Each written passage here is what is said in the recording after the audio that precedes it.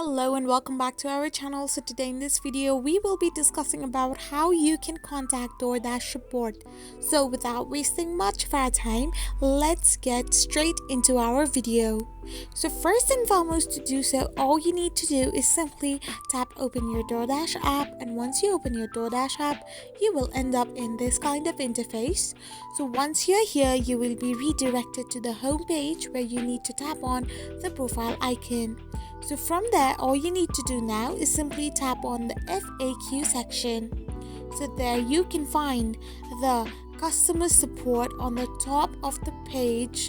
So you need to simply tap on customer support and you will be in this page where all you need to do is simply translate the page to English and tap on the support you want to get from the DoorDash team. So after this is done, you can simply contact support in DoorDash app. I hope you found this video helpful, so don't forget to hit that subscribe button and do give us a thumbs up. We will be back again with these informative videos. Thank you for watching.